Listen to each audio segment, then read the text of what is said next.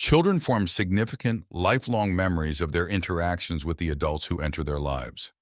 Their parents, grandparents, aunts and uncles, teachers, sports coaches, and so on. Those memories and the experiences from which they derive shape the beliefs children hold with respect to themselves, others, in the world in which they live. In doing so, they also shape children's behavior. The way adults treat their children shapes the way those children will, in turn, treat the next generation when they become adults.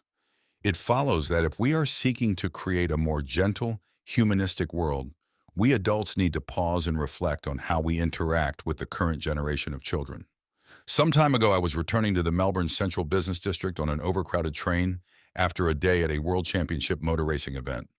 In the packed train, shoulder to shoulder, the passengers stood there and seemed to suffer stress. I was one of them. In this environment of uncomfortable levels of physical closeness to strangers, eye contact is quite rare, and conversation, when it exists, is short and muted. So I could clearly hear behind me a young girl of primary school age begin a conversation with a complete stranger standing close to her on the train. The child had apparently noticed that this stranger spoke with a heavy accent and had worked up the courage to ask where she was from. The stranger, whom I later observed to be young and of European appearance, responded that she was from Spain.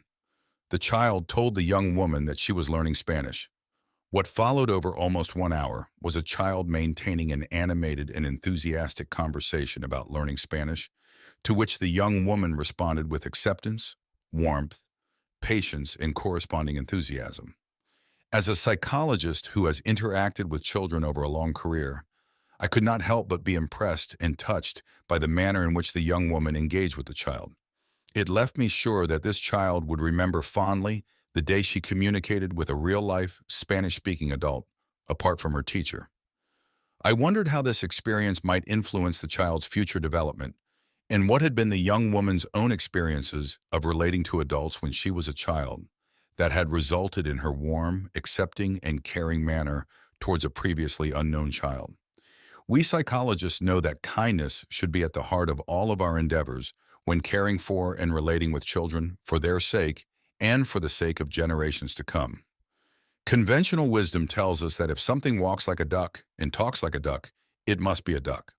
But what if it looks like a duck but thinks like a swan because it became separated from its mother and father duck and was raised by a swan?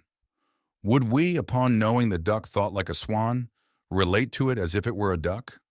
I believe that it is not what children do, but why they do it, that is essential for understanding them, relating effectively with them, and, where required, successfully getting involved with them.